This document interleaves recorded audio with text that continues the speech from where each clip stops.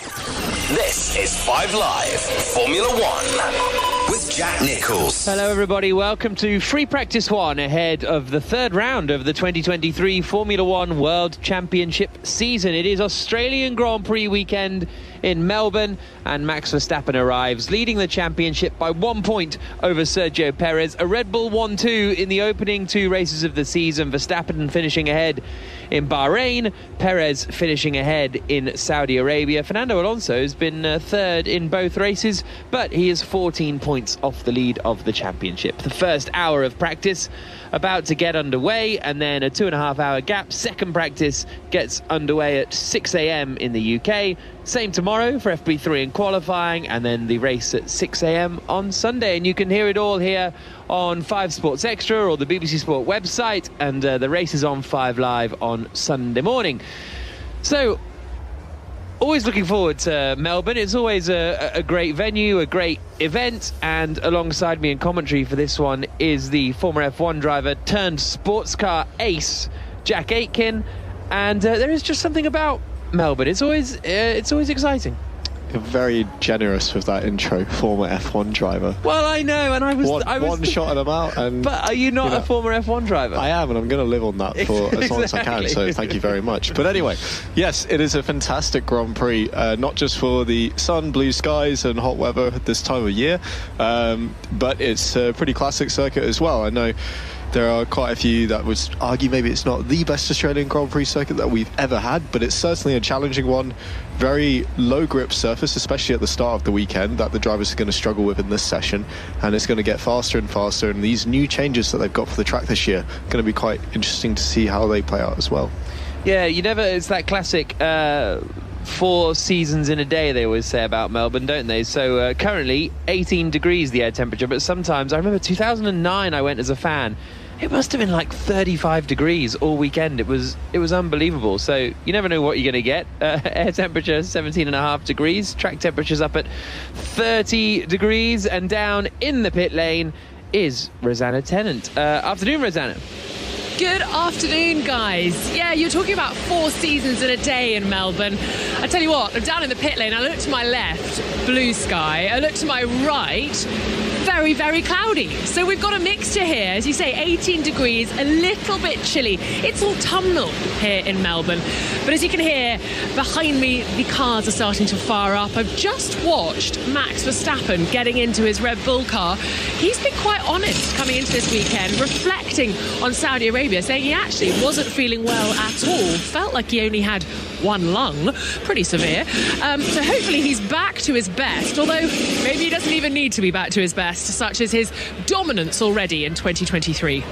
Well, correct, but also I think Sergio Perez in the last race really impressed me in Saudi Arabia. Now, you guys were discussing it yesterday on the Checker Flag podcast, which you can download from BBC Sounds or wherever you get your podcasts, but Perez was really impressive in Saudi Arabia, Jack, to a point where that honestly I wasn't expecting, and a point where you think, okay, has he got a sort of shot at contending with Verstappen?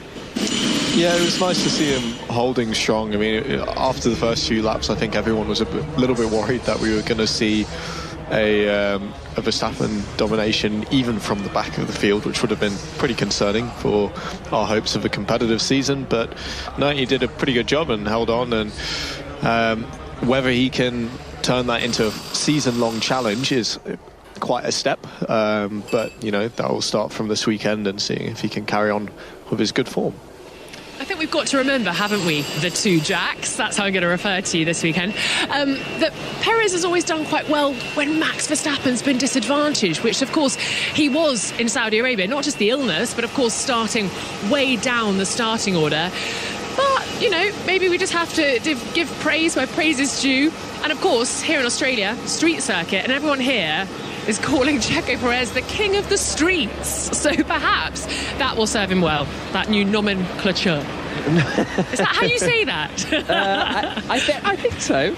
I think I butchered it. Nomenclature? Oh dear, no! No? Nomenclature? Well, Ferrari are firing up. Carlos Sainz about to head out on track. They've got a bit of work to do, I think, Ferrari.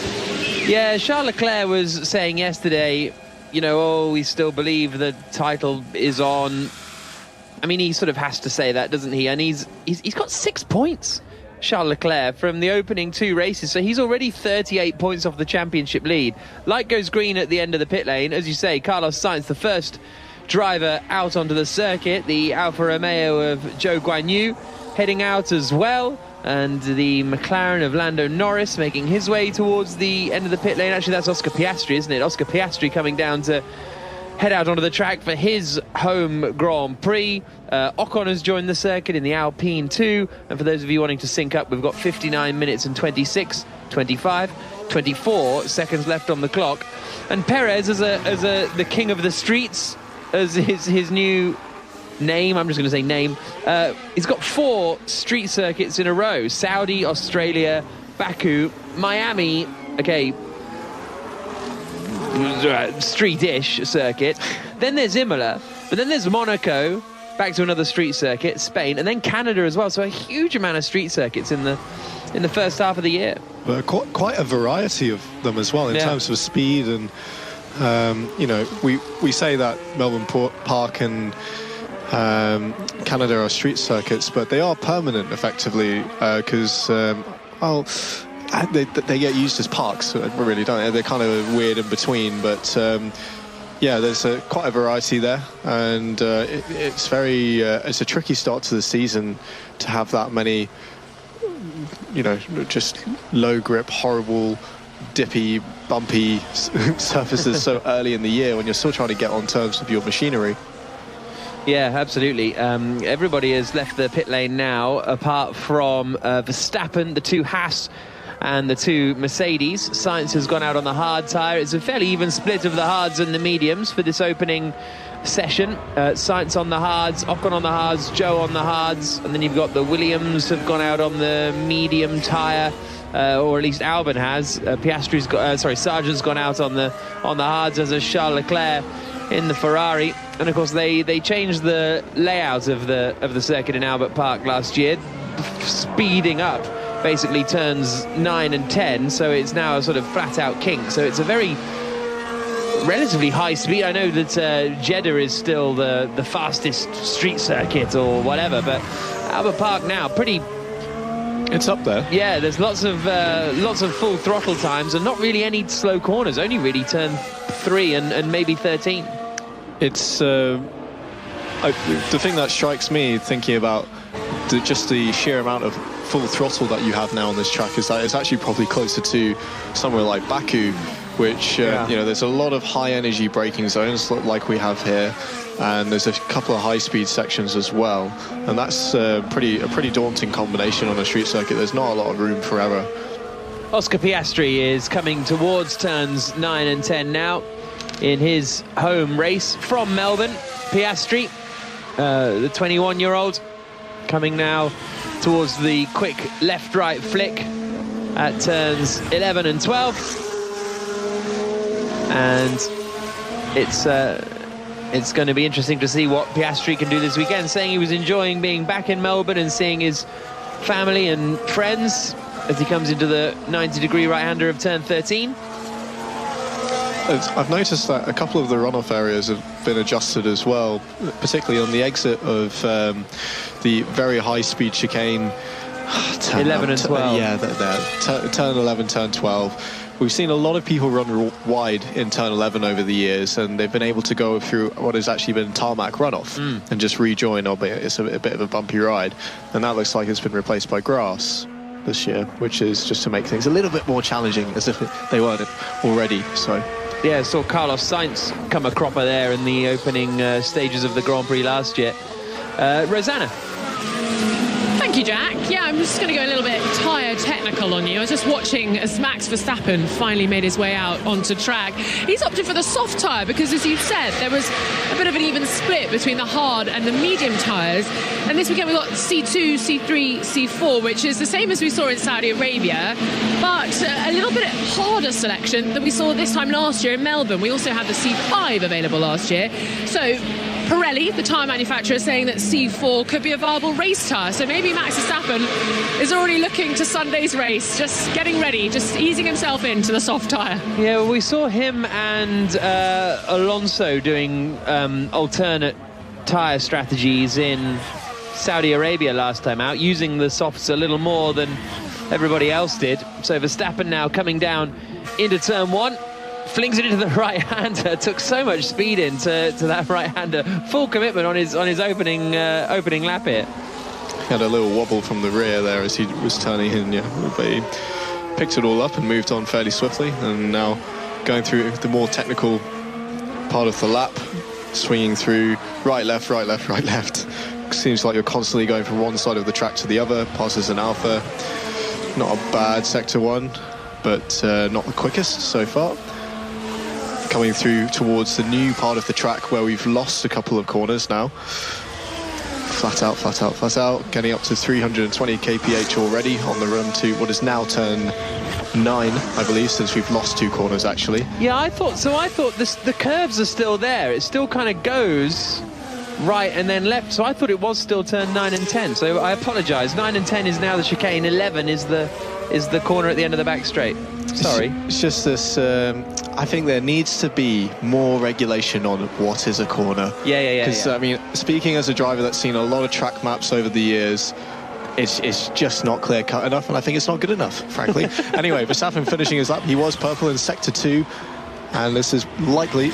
No, he's 1 second off his teammates, so I don't know if he had a little bit of a wobble there in the last sector, or is that all from his first corner troubles? Yeah, lost 0.3 in the final sector did Verstappen compared to Perez. Turn 3 in Austria is the biggest farce of them all, isn't it?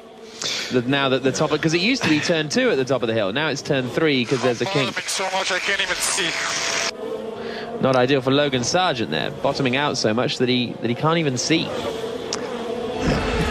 Yeah, we're seeing sparks flying from the under tray there as well. Yeah, I was always told that corner numbers were based on whether it was a corner for a bike, because obviously for a bike there are more corners usually on a track. It's harder for them, and that's why somewhere like turn 3 at Austria would potentially be a corner. But then, yeah, at this track they've just completely done away with that and said that really long lazy right-hander that you'd think might be, they've decided that's not the case, so I have no idea, basically. Hashtag BBC F1 on the Twitters if you want to get in touch. I'm sure someone on Twitter knows what the absolutely. The turn number convention is out there. Carrie says, yay, Jack Aitken is back commentating on BBC F1, one of my favourite guests. You're one of my favourite listeners, Kerry. We all agree. The sound you can hear is Kevin Magnussen having a bit of a moment on the exit of turn 11. Drops a gear through turn 12, and then the slow left-hander at turn 13 accelerates out through turn 14. Little feather on the throttle, and then back out on the straight over the line. And Magnussen does a 1 minute 21.7. That puts him 5th quickest. So Stroll fastest at the moment. The shifts are terrible, up and down shift. Okay, understood. Stand by. It's Max Verstappen, 4th fastest at the moment. Perez is quickest on a 1 minute 20.2. 2/10 ahead of Stroll, 9/10 ahead of Pierre Gasly. Then Verstappen in 4th, and he's just started another lap, Verstappen, and he's done the fastest first sector of anyone. Lewis Hamilton is coming through the final corner, swings it to the left before getting on the power out of the right, comes across the line, and Hamilton goes up to 2nd fastest on the medium tyre. Got bouncing. Okay, copy. And he's got bouncing. The thing that they thought they had cured, the one silver lining to their season so far. Back on board now with Verstappen. He's having another go at this, and he's purple again in sector 2 as he was on his first attempt. Diving now into turn 11, the very, very sharp right-hander at the end of quite a long back straight, flicking it into the faster turn 12. And going through the last 2 corners, not using all the track on the way in on the left, choosing instead to dive in early and not getting on the curb on the way out, which is very bouncy, and we've seen people come across there, and he goes fastest. Verstappen quicker than Perez by 9/10 of a second. He is on the soft tyre compared to Perez on the mediums, and actually Perez then finds a bit more time on the mediums and goes 2/10 slower than Verstappen. Hamilton third, Stroll fourth, Russell in fifth. An awful lot of running going on straight away in this free practice session. There is the chance of rain, as Rosanna was describing earlier. Sunny one way, looking a bit rainy the other way, and so we are expecting, or potentially, a little more rain coming for free practice 2. So maybe a bit more urgency to get out on circuit in this session. 49 minutes and 49 seconds left on the clock. Alex Albon coming down into turn 3, and in the gravel is Kevin Magnussen on the exit of turn 3. So looks as though the car is undamaged. May have just been a classic turn 3 deep dive for Kevin Magnussen. Yeah, hopefully we'll get a replay soon.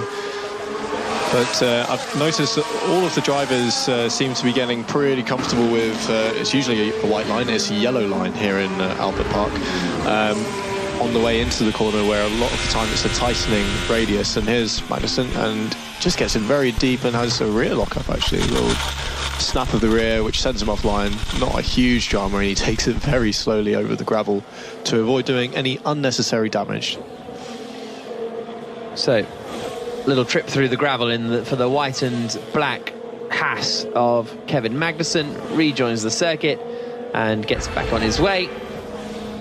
But yeah, like I was saying, in the braking, a lot of the big braking zones here, like turn 3 and turn 10, turn 11, sorry, at the end of the lap, the corner actually starts a little bit earlier in the braking zone, and the track starts to effectively tighten up on you. So if you brake in a dead straight line, you'll end up with your outside wheels off the track.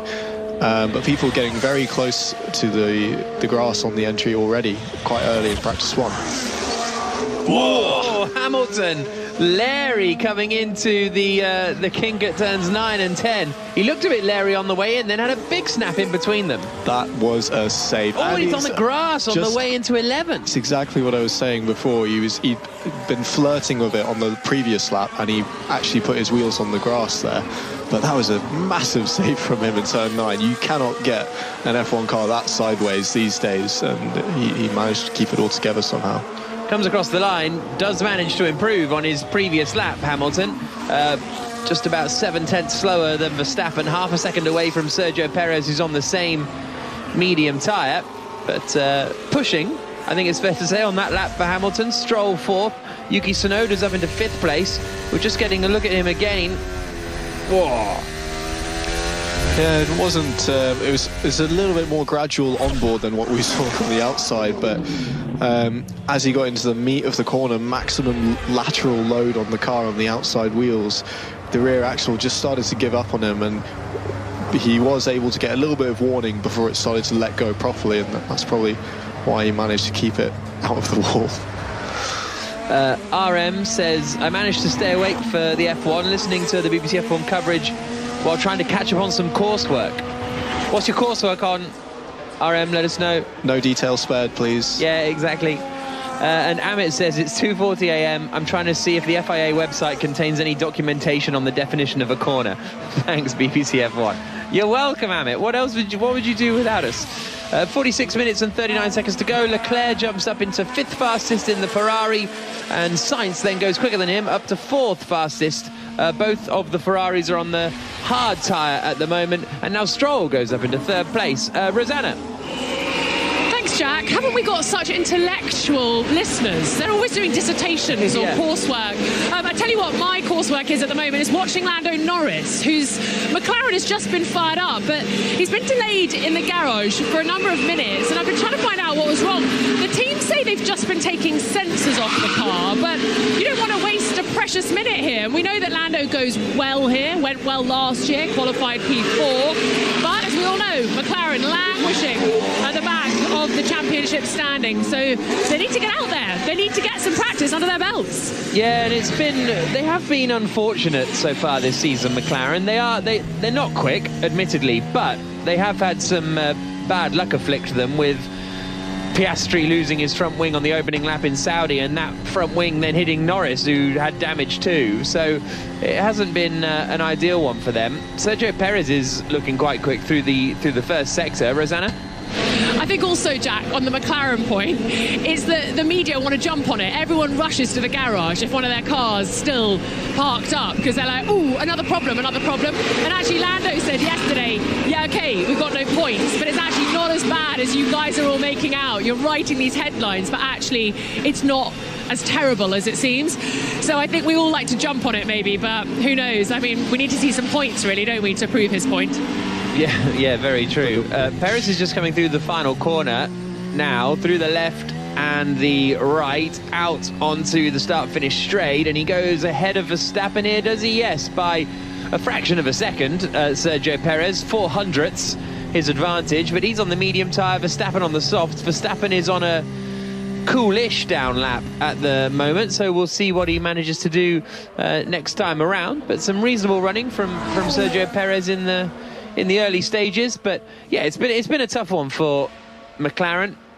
Norris is on his outlap now on the mediums. Piastri we saw going out right at the start of the session, so he's done 8 laps and is now back in the pit lane as Verstappen starts to push. But yeah, a shame for McLaren really, because they're sort of going backwards a little bit.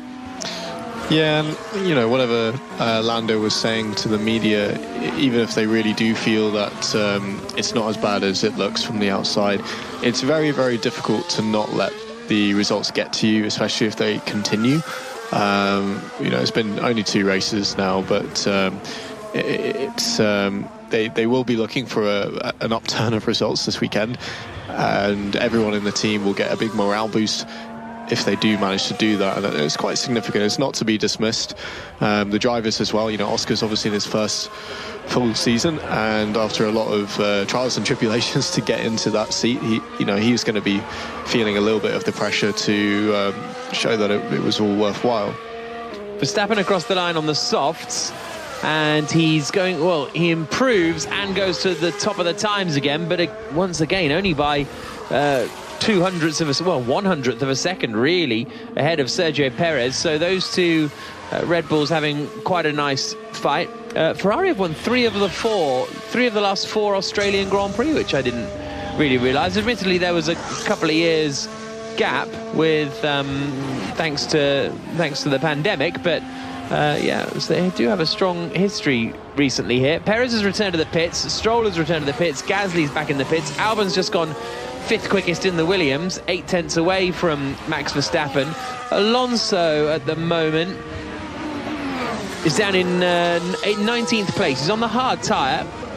He just did a cool down lap the previous lap. It was 2 minutes long, and this one was sort of a bit more of a push, but also not really a push, because he's 3.4 seconds down from Verstappen. So sends it in so quick into turn 1. So I don't know what Alonso's up to. He's on a bit more of a push now through the first couple of corners, but down in 19th at the moment. Stroll's 3rd.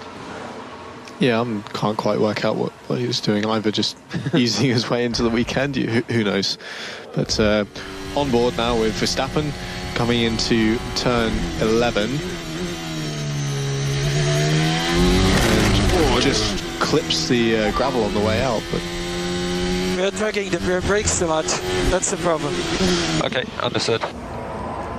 When he's talking about dragging the rear brakes, he's probably referring to the end of braking phase, where the balance of the braking can really affect the kind of balance that your car gives. So dragging the rear brake can act as a little bit of a handbrake and actually help to rotate the car. Doing the opposite with the front, and dragging the front will encourage understeer. So it's a tool that the drivers and engineers are constantly playing with. But yeah, it looked like he just ran out of road. There was no drama, no flick from the rear or anything like that. And as soon as he got on the gravel, he started bottoming out on the exit curve as well, which sounded pretty nasty. But I'm sure they'll check that all when he comes back in. Now watching Albon complete a lap.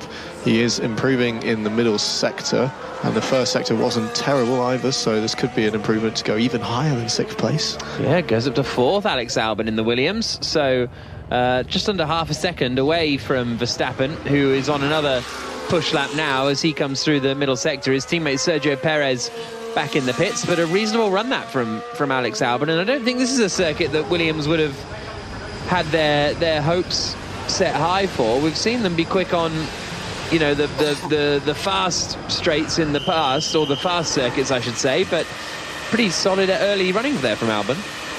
Yeah, and Sargent was sort of in the mix earlier on as well. He's now back in the pits on the harder tyre compared to the medium for Alex. But yeah, encouraging for the Williams-based Grove outfit.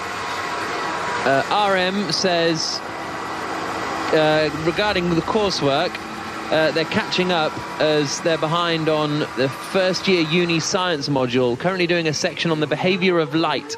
Hope to finish this part by the end of today's practice sessions. The behaviour of light. I've got nothing. No, I can't even think of... I saw an amazing double rainbow the other day in London. Amazing best double rainbow I've ever seen. But that's it. That's all I've got. That's all you got. Okay. I've got nothing. I mean, if you could enlighten us further to your light course. Very good. You said you got nothing, then you whack out that great pun. 100% intentional. So it's only FP1 and we're already delusional.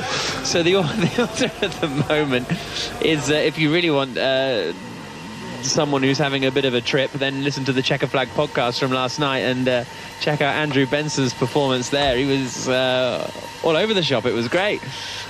Sensory overload, he described it as coming to Melbourne. Max Verstappen quickest at the moment then, half a second ahead of Sergio Perez because he just improved on that last lap to find a bit of a bigger chunk, did Verstappen. Perez second, back in the pits. In fact, everybody pretty much is back in the pits, bar Verstappen, Sargent, Alonso and Bottas. Perez is second, Lance Stroll is third, Albon is fourth, Nick de Vries up in fifth place for AlphaTauri, sixth is Pierre Gasly, seventh is Hamilton, all of those on the medium tyre. The two Ferraris of Sainz and Leclerc in 8th and 9th on the hards. Russell 10th on the mediums. Ocon 11th on the hards. 12th is Tsunoda on the mediums. Sargent and Alonso 13th and 14th, although Alonso is just about to come across the start line and jump up to 5th place. So pretty much matching Lance Stroll, his teammate's time. So Sargent's 14th, Hülkenberg 15th, Piastri, Magnussen, Joe, Bottas, the 19 drivers to have set a lap time. It's a bit difficult, as Rosanna was telling us earlier about Lando Norris, a bit difficult to believe that this is the plan. With 37 minutes and 51 seconds remaining, Norris has done an install lap and that's it really. Well, no, he's done a sort of an out lap and then an in lap with no fast lap in the middle and only 2 laps on the board. So as much as McLaren say that this is the plan, it's an interesting one. I wonder if they would say the same thing if Rosanna asked again now, because I'm pretty sure that's not the plan, as you say. Only a few cars out on track now. We're watching Bottas, who's running around on the hard tyre, languishing down in 19th. So he is slowest of the runners if we discount Norris at the moment. And his teammate Zhao is only 1 place ahead of him. They're both running out the bottom 2 places. He sort of part owns a little coffee shop in Melbourne, Valtteri Bottas. I can't remember the full story, but... Well, he is basically an honorary Aussie. For those who don't know, his girlfriend, partner Tiffany Cromwell, professional bike racer and very much Australian. And he seems to have fully embraced the lifestyle because he's turned up this weekend with a full-on mullet. Yeah.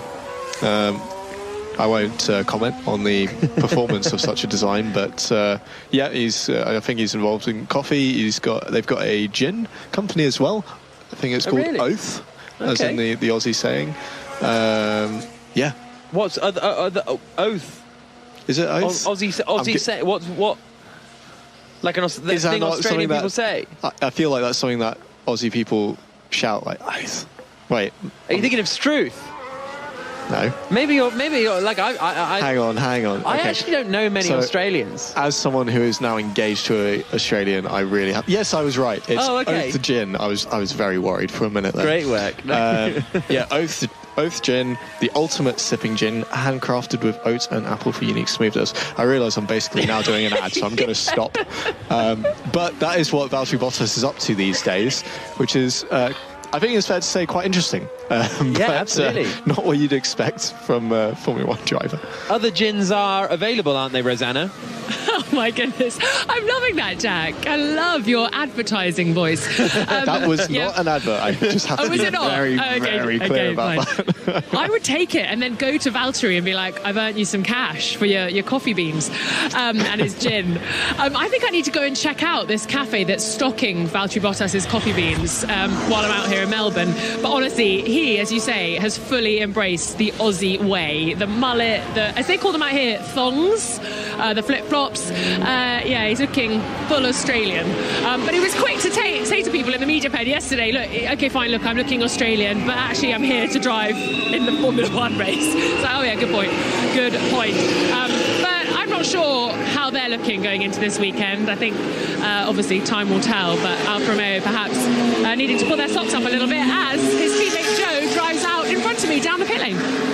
Yeah, I think there's a lot of teams in that midfield that are maybe a little further back than they maybe would have expected. AlphaTauri, Nick De Vries and Pierre Gasly saying that they've got a lot of work to do to maybe even catch up to the midfield, to be honest. Nick De Vries and Yuki Tsunoda saying that they've got a lot of work to do to maybe even catch up to the midfield. De Vries has just left the pits on a new set of soft tyres. Lando Norris is out on circuit now on the mediums, so he's just coming across the line now. So maybe they are just running their session a little later as he comes down towards the first corner. Norris, DRS slams shut as he turns into the right-hander.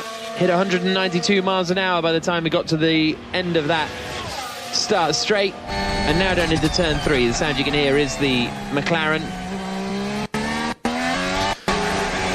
coming through 3, and then the left-hander of 4 flat out at 5, and down to a much quicker right-hander at turn 6. This got really opened up last year too, and now he's flat out basically all the way to 9 and 10. Turn 6 was already a corner that was one for the brave, let's say, and we've seen a few crashes there with people straying too far onto the AstroTurf on the exit, kicking towards the inside, and it's even more important now that they've made that straight so long afterwards, and all that run to turn 9 and 10 is dependent on the exit there. So carrying speed through there is going to be crucial this weekend. Norris now diving into turn 11, the end of the lap, keeping it fairly neat and tidy. Turn 12, no dramas, and it's looking fairly cautious so far, but just betting himself in for this first flying lap. Norris through the final turn and comes across the line, goes up into 16th position, 2.5 seconds off the pace of Verstappen, but as we say, that's his first lap out there in the McLaren. James Key leaving the team in the week, so a technical reshuffle going on at McLaren. Andreas Stella, the new team principal, taking over from Andreas Seidel, who left to go to Alfa Romeo in preparation of that becoming Audi. George Russell coming into turn 6 and a bit of understeer. Missed the apex very slightly on the way in, and that of course just extrapolates as you get towards the exit, and rather than commit to it and try and force his way through the Astro, he very wisely decided that FP1 was not the time to do that and lifted. Just had a replay of Nick De Vries bouncing over the Astro. Was that a turn 1? I missed that. Yeah, so getting a bit wide as well. Carlos Sainz is on the soft tyre, and he is 4 tenths down on Max Verstappen in the first sector. So a lot of the drivers now heading out onto the soft tyre. As we said earlier, Verstappen went early on the softs. Piastri goes up to 5th fastest, 9 tenths away from Verstappen. As I say, in Saudi, Verstappen did a different sort of tyre strategy compared to everyone else. Sound you can hear is Sainz on the brakes now into turn 11. Neat and tidy from Sainz through there. His middle sector is 4 tenths down on Verstappen, so he's 7 tenths down overall here. Currently, the Ferraris are 1.3 seconds off. Sainz isn't going to find much time actually on this lap. He goes up to 3rd place, so he found half a second from the change from hards to soft. So I would think there's a bit more time in that. Leclerc's coming through sector 1, and that's a bit more like it. The Monegasque man just under 2 tenths away from Verstappen. Again, felt he could qualify near the front this weekend, Charles Leclerc, but maybe not race with the Red Bulls. As he comes now towards 9 and 10. He's almost half a second down on Verstappen, but still going quicker than his teammate Carlos Sainz. And down into the right-hander at turn 11. Russell's also on a soft lap. Yeah, you got Leclerc there was a little bit wide on the exit of turn 10, and although there is a very nice wide curb on the exit, it's deceiving. It dips down, and you can very easily damage your floor pretty heavily there. But he jumps up to third place. He's, well, yeah, still 6/10 off the best of Verstappen on the same tyre. Now got Russell coming through to finish his lap, and that will put him only into 9th. He's still well off there, over a second behind Verstappen. So the Mercedes still struggling a little bit, it would seem. New internal combustion engines this weekend for both Haas cars and both Alfa Romeos. So in the third race of the season, all the Ferrari cars are on their second internal combustion engines out of 3 that they're allowed this season. So the positive spin on that might be that they've found an issue, or found the issue, and this fixes it for the rest of the year. The negative spin on that is they're very concerned about reliability this early in the year. We'll only find out later, won't we? We'll see whether they blow up or not. Perez second quickest at the moment. Third is Charles Leclerc. Fourth is Carlos Sainz. Stroll is fifth. He's just on an outlap now on soft tyres. Perez is starting his soft tyre run in the other Red Bull as he comes down into the first corner. Takes a big chunk of Astra on the way out on the exit of turn 1. You have to be very confident to do that. But the car looked completely settled, and he's not... Oh, as I say that, he gets a big snap of oversteer through turn 3. Commentator's curse. But he went in there with a lot of speed, and it did look very good for turns 1 and 2. But yeah, the rear just let go on him halfway through the apex and slid wide.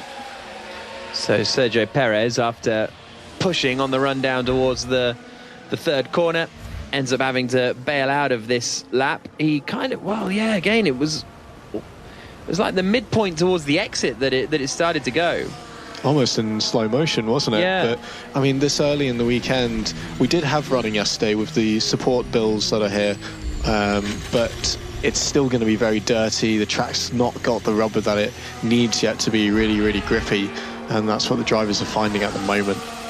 Yep, Australian supercars running this weekend, as they always do actually in Melbourne, but Formula 2 and Formula 3 for the first time in Melbourne. Just when you need... Oh, that's going to be a tight one, isn't it? With Stroll and Perez and all. There's traffic chaos coming out of the chicane. There's about 6 cars all together, and Stroll's had to abandon his lap because he came across Perez in a very, very tricky position. Perez did his best kind of last minute to try and get out of it, and I think he's going to come and apologise here to Stroll as he goes to the inside, and off in the gravel is Yuki Tsunoda, well, in the grass I should say, and that's at 1, I think, Yuki Tsunoda, as he rejoins the track. He's gone a long way in and he was facing the wrong way on the grass, so that's a big old moment for Tsunoda in there. It's impressive to get that far into the runoff and not hit anything, considering the speed that you approach turn 1 at. Yeah. So we'll wait for a replay on that one. But poor old Checo did his, like you say, his absolute best to get out of the way. He first went to the inside to try and get out of the way before the corner of turn 9. Then he realised that wasn't going to work, so squirted on the throttle. Wow, that's going to be a little bit painful. So that was Yuki Tsunoda. He has had quite a big spin coming through turn 1.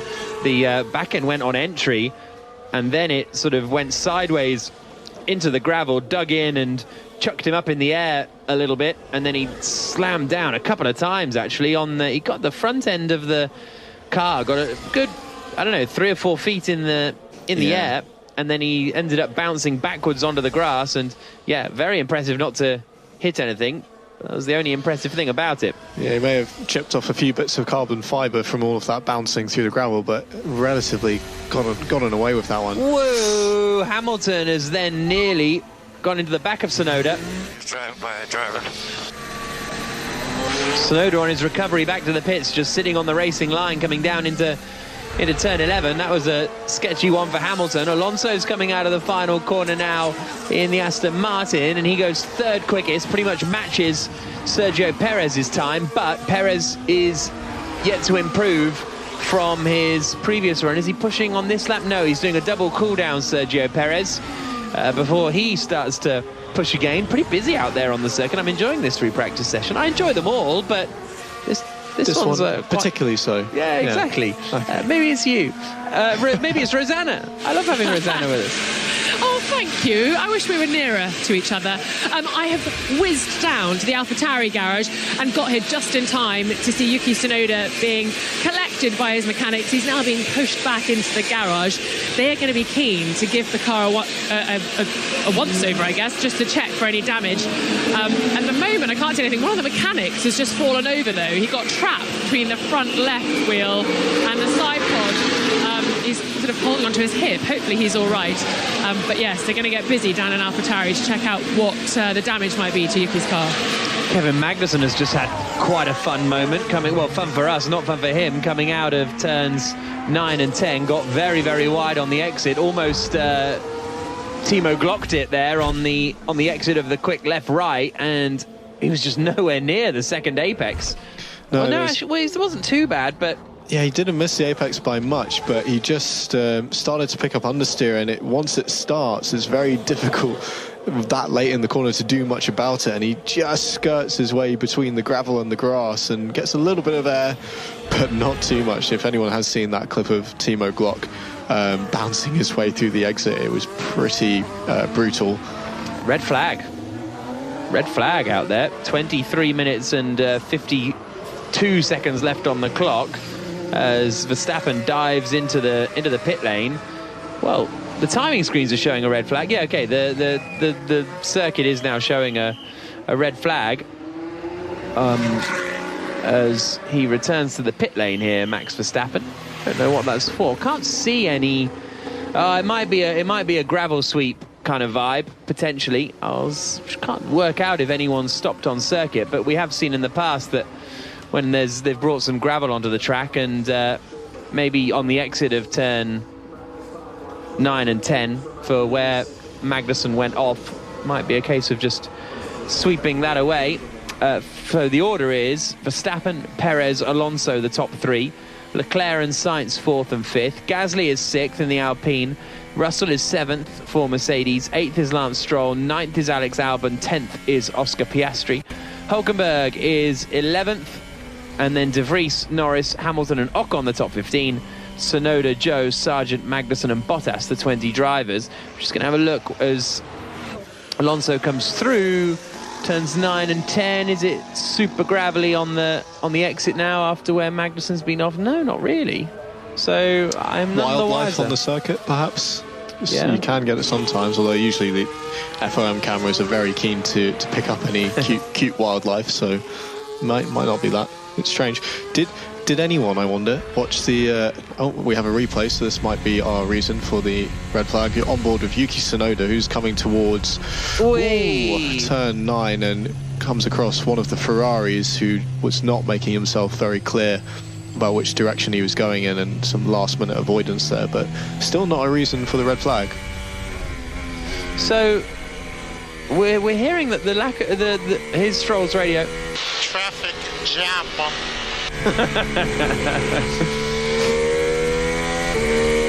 Interesting. So we're hearing that the red flag might be due to a lack of GPS, which obviously might explain a lot of the traffic issues that we've just seen, but also seems a little bit dramatic for a red flag. Yeah, I can't say. I mean, we've had. It's not uncommon to have issues with GPS and timing systems at a racetrack and in Formula One, despite all of the wonders of technology. Never seen a red flag for that before, so it might be something related to that, or perhaps something a bit deeper, perhaps something with the actual more central race control systems, which might impact their ability to use the marshalling system. Now, that would be something that I could see halting the session. Rosanna? Hi, yeah, I've just been trying to find out what's going on, and I had a quick chat with someone from the FIA who said it's to do with GPS, and then I've just sort of mouthed to Haas, like, what's going on, GPS? And they went, yeah, gone, and he sort of like crossed his hands in front of me, like, totally gone. So I think it must have crashed. We saw this, didn't we, in Imola, some technical issues making things difficult a couple of years ago. But I wonder how long it takes to reboot. Is it Control-Alt-Delete, do you think? Yeah. Or go and get some other device? Interesting. So, and I mean, obviously, race control rely on GPS a lot as well to see where all the cars are and to see what's happening out there. Obviously, they do have cameras and the like too, usually sort of CCTV cameras at every corner, as well as the broadcast cameras and the pictures that we see on the television. So, that appears to be the issue with 20 minutes to go. The thing is, the systems are now so advanced and sophisticated that a lot of it is automated these days. Gone are the days where it was up to the marshal of that corner to make the decisions of what flag needed to be out and so on. You'll get automatic messages from the race control saying car 27 missed the apex of turn, what was that, 11 is the latest message, for example. That's not been typed out by anyone. That is the GPS doing its wonders and alerting race control and the teams to what the cars are doing. We're just getting a replay of Joe coming into the final two corners, and he dives between an Aston Martin and a Red Bull. This guy, what they doing in the last car, I nearly crashed into them. The Mercedes and the Red Bull. I don't know if he's doing a bit of a gag there, Joe. I don't think he is, but it was an Aston Martin rather than a Red Bull, but maybe can't tell the difference. Find the difference between these two pictures. Yeah. Corporate needs you to... They're the same picture. It is interesting to see how quickly and catastrophically traffic management fell apart with the loss of GPS. It only took one lap and everybody was nearly crashing into each other. I did wonder what was going on. But it goes to show how hard it is in those cars to watch your mirrors because of the sheer closing speed that you have on a fast lap versus a slow lap, and how reliant the drivers are on their engineers. So when we see drivers messing that up in quali and saying, John, why didn't you tell me? They are justified, it seems. Well, I know they are. Rosie T reporting from the pit lane up to the commentary box. I've just been talking to Joe Bauer, the technical delegate for the FIA, and he says they've had to reboot the system because there is no GPS, so the drivers don't know which way to go. And Joe was joking with me saying, I'm old-fashioned, I'd still drive with a map, but you can't say that to the drivers. You can't go at the next turn, go left, the next turn, go right. We agreed on that. What we didn't agree on is how long this red flag's going to last. He said he didn't know how long it would take for their system to be rebooted, but hey-ho, we've got 17 or so minutes left on the clock, and of course it's counting down. Yeah, clock keeps going when we are in free practice sessions. So Wes has asked a little earlier on what are you guys' opinion on the comments of Russell and Norris about, and I think Domenicali as well has said, maybe 3 practice sessions is too many and unnecessary. Well, we see on the sprint weekends, don't we, that they only have 2 practice sessions and everything's fine. I'm a big fan of I'm a big advocate of just less practice in general, just for, I always think that makes a more interesting qualifying in the race when the teams are a bit more unknown. What would your driver's viewpoint be? It definitely makes it more interesting. It's going to play to the kind of driver that can adapt and get on top of things pretty quickly, because I know I can think of a few teammate battles where things ebb and flow through the weekend. One might be on top at the start of the week where they get on top of it a little bit quicker, and then as you look at the data, as you get dialed into the track, that balance can shift. So you definitely would see changes in that sense. Alonso's radio. Stefan, I don't think there's anything on track. The red flag is because of the GPS problem. So that's confirmation from Alonso. But yeah, I mean, so from that point of view, it might make it more interesting. But I would say I think you need to have that practice, that testing time in somewhere, even if it's away from the racetrack. Bring back some of that testing, private testing or official testing, because the teams need that time to get the cars to a reasonable place, both in terms of reliability and performance, to keep developing the cars, because you can't, just stick a part on the car that you've never run in testing. And that is a big part of Formula One, the technological race and the attractiveness of that side of it. And what would we talk about if we had no FP1, Rosanna? Well, exactly, Jack. So many topics that we can get through in these hours of practice. I have to say, when I started commentary a couple of years ago, that was the year that they changed it from 90 to 60 minutes. I wish it had been 60 seconds. So I think they saw me coming. They saw me coming and they thought, do you know what? She's in the commentary box. We need to reduce the amount of time for practice sessions. But yeah, practice sessions are an interesting one. And especially with some of the non or unrepresentative sessions that we have across the season. Where we spend more time saying that word, unrepresentative, than almost anything else. A question mark over the practice sessions. Cars are firing up. I'm just outside the Mercedes garages. They've been firing up George Russell's car. But yeah, a bit of an unknown. And I was talking to another member of the FIA just a moment ago who was saying, oh, here we go, cars out on track. And they were saying, of course, if a car stops out on track, if you've got no GPS, the other cars don't know where anyone is. So it's very, very dangerous. And obviously that's why they came back in the pits. But I'm happy to report they're queuing up at the end of the pit lane. It's still red at the moment. The light flashes, the two red dots. But hopefully we will get green light very shortly. We can get this practice session underway with just under 15 minutes to go. Yeah, about 30 seconds till the session resumes. I think that, I take the points of safety and stuff, but I still have yellow. Well, I don't know. There's still yellow flags and things, aren't there? But look, am I particularly offended that free practice 1 was stopped for 10 minutes? No, not really. I don't think they'd be red flagging the race. Put it that way. I don't think if halfway through the race the GPS goes down, I don't think we're throwing a red flag. No, they wouldn't. Just being a little bit extra cautious because they can. It's practice. Yeah. I guess it upsets the rhythm of your practice session as a driver as well, Jack, when you've got a programme to get through. They'll all be saying that at the end of today after FP2, our rhythm was disrupted. It was really difficult to find a rhythm in FP1 and it's shaken up my whole Friday. Will they or won't they? They probably will because they need something to talk about, don't they? It also depends where they finish on the timing sheets, I think. Yeah, exactly. So cars back out on circuit, and some of the drivers went out on the softs and didn't actually get a run in. Perez was one of them who didn't improve on his medium time, but he's gone back out on the mediums again for the end of this session. So obviously happy enough that he doesn't need to necessarily put the benchmark soft tyre lap down. But we didn't really do one though, did he? Because he went off at turn 3, bailed out of that lap, and then didn't go again on the softs. But obviously deciding to run on the mediums for the final 12 minutes and 48 seconds of this practice session. If it's a new medium, set of mediums, I'm not sure. That there is an argument to say that might be a better way to go about it and have a fresh stab at it, even if it's not the right compound, because even just one lap on the soft, you will have taken a significant amount of the goodness out of that tyre. And starting afresh gives you a clean slate. You know what you're doing with the warm-up of the tyre. So we'll see. And Verstappen going through turn 1, he just misses the apex by less than half a metre, but it sends him wide over the AstroTurf. And he has backed out of it now as a result, it sounds like.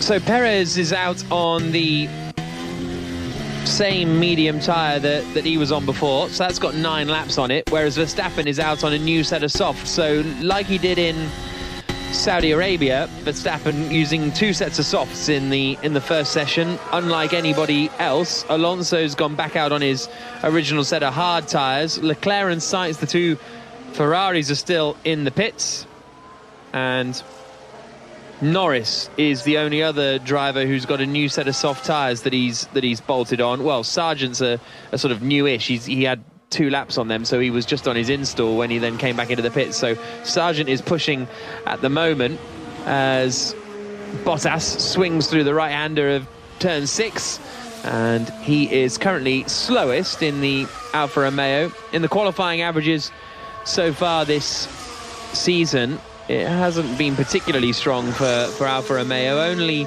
Williams and AlphaTauri have been slower in terms of the average qualifying gap to the Red Bulls. Across the line comes Logan Sargent, 18th fastest for him, 1.9 seconds off the pace of Verstappen and 1 second off his teammate Alex Albon. So not super quick that from Logan Sargent, who I thought showed some positive signs in Jeddah. Yeah, agreed. It's been a bit of an up and down start to the season for him. There's been flashes of good pace and decision making as well. But yeah, he's currently missing a little bit. It is his first time here in Melbourne, as far as I'm aware. He certainly hasn't raced here on any support bill, because this is the first year that F2 and F3 are coming here.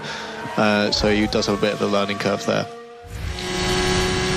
I presume Piastri's never raced in Melbourne. I hadn't really thought about that until now, but no. I don't think so, no. Despite being from the city and coming to the Grand Prix on many occasions, but never actually racing. It was a big old slide for Verstappen at the first corner. He's on his cool-down lap now, but on that new set of soft tyres, he will then push again in a few moments. But big old slide for him. Lando Norris is improving as he comes through the first sector. As I say, he's one of the few drivers out on a new set of softs. 27.6, so 4 tenths down in sector 1 for Lando Norris. Verstappen just keeping out of the way of Fernando Alonso, who sweeps around the outside of him. Lance Stroll down in 8th place at the moment. But yeah, Verstappen will push again in a second. You can still see when cars move offline to let the faster traffic through. There's quite a lot of dust coming up from the cars, and it is still quite tricky out there, especially if you put a wheel wide. And Verstappen, he is carrying on. He's gone past pit lane, but he's not opening up a fast lap. He's still cruising down the straight very, very casually. Yeah. Odd, unless he's going for a double cool down, but I wouldn't have thought that was necessary given how early he bailed out of his quick lap. Norris goes up into 6th place. Piastri was actually asked yesterday whether it was his first car race in Australia. He hasn't raced in Australia since go-karts, which was 7 years ago. So not that long at all, to be honest. To be in karting 7 years ago, and now you're in F1. I have a claim to fame, Jack. Oh, yeah? I think it was his first season in karting. Other than ex-F1 driver, that's a strong claim. No. So he was doing British F4. Other than Sebring 12-hour winner. And he was with Arden Motorsports, who I was also with at the same time in 2016, racing GP3, and I was doing some driver coaching on a wet, blustery, miserable day at Snetterton. And the driver that I was coaching was unfortunately quite a bit slower than Oscar, so he was making me look bad. But I then did get involved in helping him as well a tiny bit.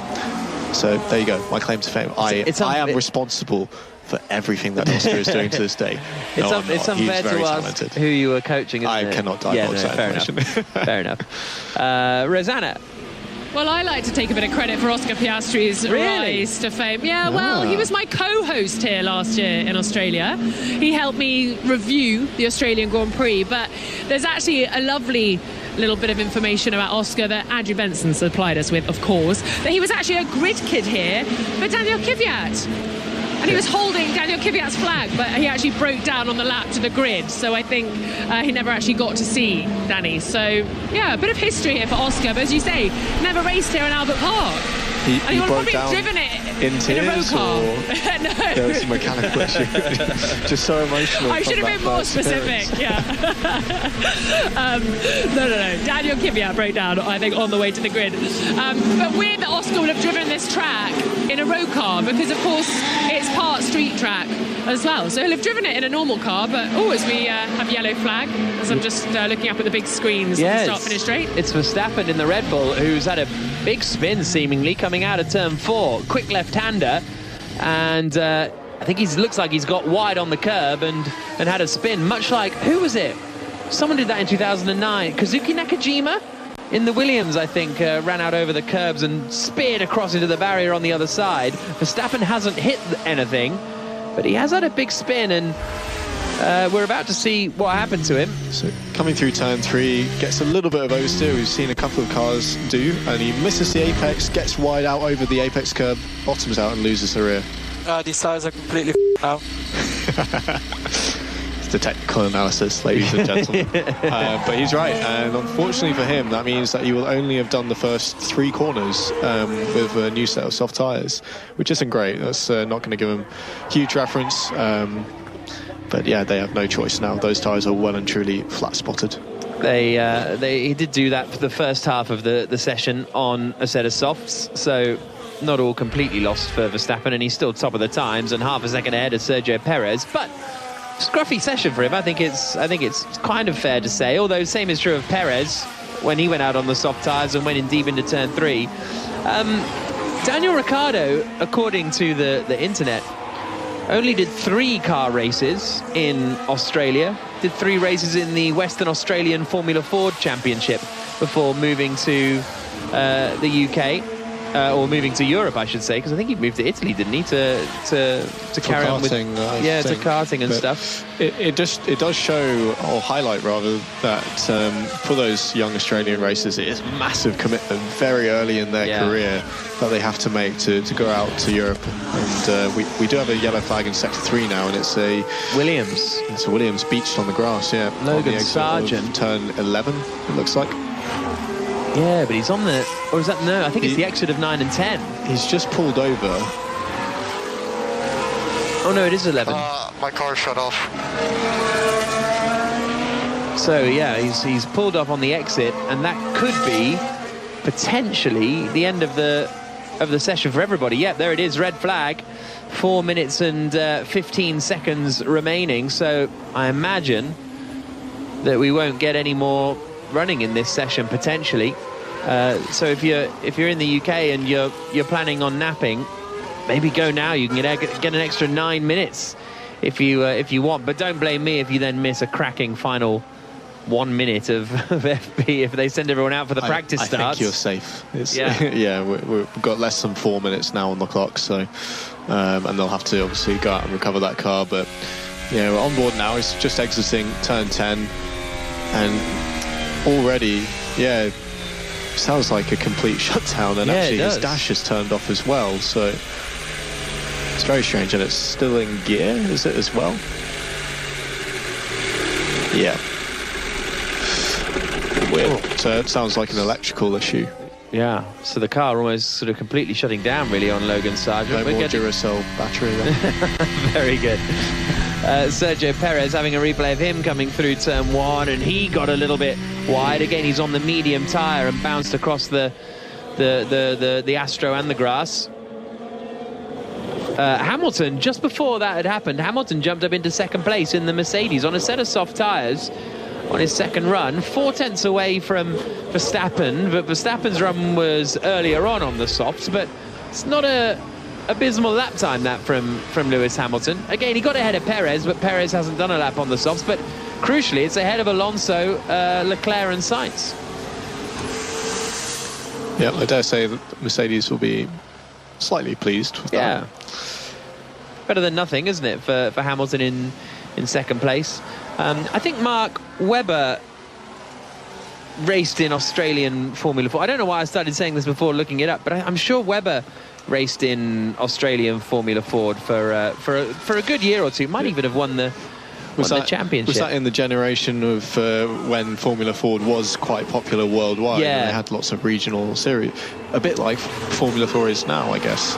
But certainly when Ricciardo was coming up, and probably when Piastri was as well, the domestic racing just probably it's not strong enough to really show your talents. Yeah, I think that's fair, because he did a season in 1994 Australian Formula Ford, and then he did 95 as well. Finished 4th in the championship, but then could go to the Formula Ford Festival, and then race British Formula Ford in 1996. So that sort of step up kind of made sense. Whereas I don't know if there is a F4 level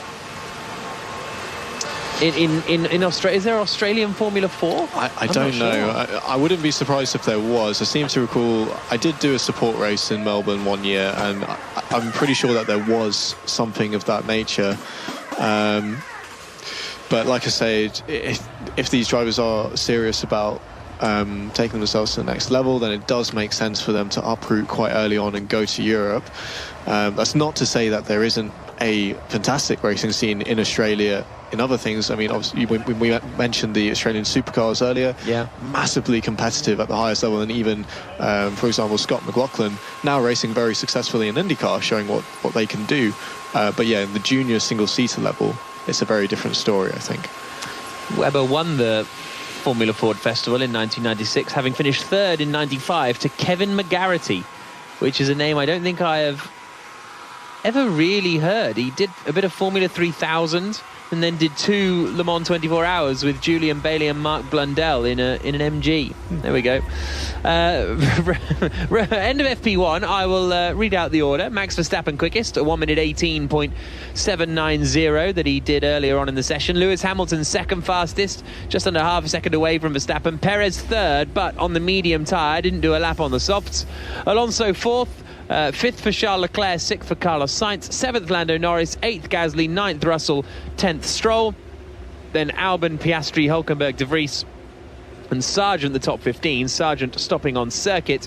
Ocon, Tsunoda, Bottas, Zhou and Magnussen, the 20 drivers. So kind of as you were, I would say, in that free practice session, but plenty going on, Rosanna, wasn't there? It was all over the place. Yeah, a couple of stoppages, so there'll be plenty to talk about, as you said. Jack Aitken. That's what I'm going to do. I'm going to say your surnames now. I'm going to make it really official so that everyone knows which Jack I'm referring to. And now it's busy in the pit lane. Mechanics already breaking down the cars to work on them before FP2, where hopefully we'll get the full 60 minutes so we can discuss all things from Formula 1 to whatever takes your fancy, Jack and Jack.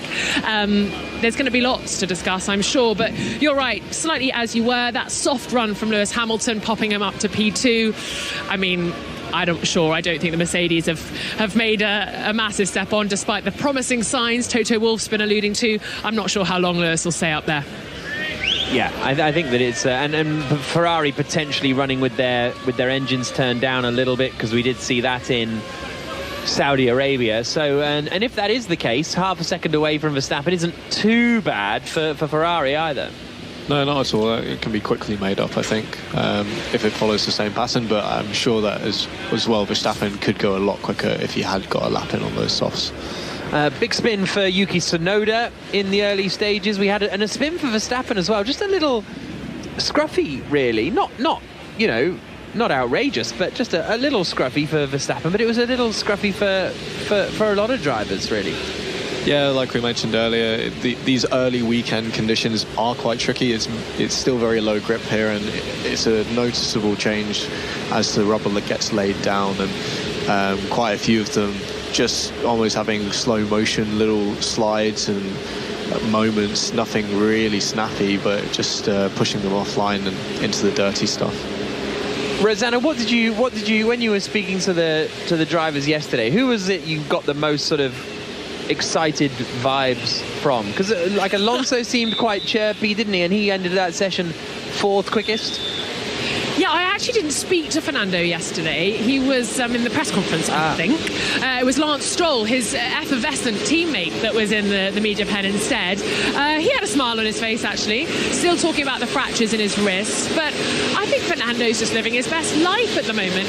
The problem is, soon it's going to become a kind of given that they're performing in the top 3 or 4 or on podiums. And if he suddenly doesn't start getting that, for whatever reason, if they can't keep up with the development throughout the season, then he might get a little bit tetchy and maybe that smile will disappear. But generally, the drivers are in quite good form and good spirits. They like coming to Melbourne. Lewis Hamilton assured me that he wasn't really down in the dumps in Saudi Arabia, and he feels like he's in a good positive mindset after his little holiday in Byron Bay, sort of northern Australia. Well, sort of in New South Wales, so further north than Melbourne. So I'm hoping everyone will stay in good spirits, and they're going to give us a great Grand Prix on Sunday afternoon. Yeah, it was interesting that Alonso was asked, wasn't he, whether he's going to be staying at, or whether he expects to be staying at the front of the field, and he said, well, you know, we'll wait and see. Everyone, you know, we'll try and bring upgrades. I can't wait for Baku. Everyone's bringing upgrades to Baku. We're all looking forward to Baku.